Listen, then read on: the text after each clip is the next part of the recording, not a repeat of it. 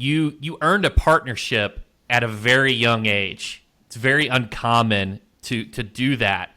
It's the legal vertical is extremely saturated. For any of those listening, what were some of the elements, some of the tips that you could give other personal injury attorneys that are trying to make partner, and how you did it? Yeah, so it's funny because when it happened, I was aware of it, that I was young to gain partnership in such a successful firm, but then I have forgotten about that. And so when I saw it on your list of questions, I thought to myself, how did that happen? I think hard work is a cop out because you will find, I have found that there are a lot of people who work hard. So then I thought, well, then what was it if it wasn't hard work? And don't get me wrong, I worked hard. But I also adopted the law firm, its mission and objectives as my life.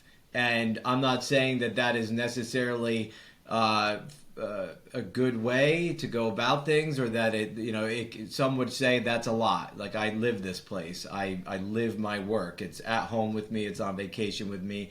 And that's not to say that I don't have downtime, but I am constantly in my head thinking about how can I better myself? How can I better my team? How can I serve these clients? I'm obsessed with it. So I think that there is, I'm going to call it dedication. I was dedicated to the firm, not just through hard work, but in weekend events within the community, coming in at weird hours to get a project done, wearing the T-shirts, the branded T-shirts, not because I thought it was actually a marketing tool, but just that's what I represent. And I believe in the firm's sort of level of integrity, respect, and so I think it's dedication to everything that your law firm stands for. Yeah, I think that's so important. And so from what I'm hearing, you think like the execution and hard work, if you're trying to move up, that's like table stakes.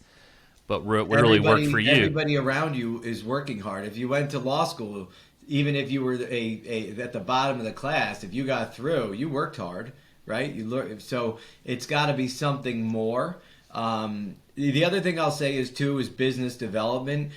I had a certain innate rainmaking ability, and I do believe to some extent that is innate. Some people are good at sort of forming the ability to rainmake, social media, newsletters, whatever it might be. But I remember when I started with the law firm I'm with now, I decided to send a postcard out to my little book of business, letting people know that, hey, I made this move.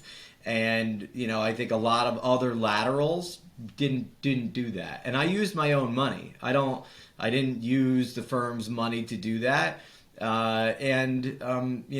We also serve a region. We're not nationwide.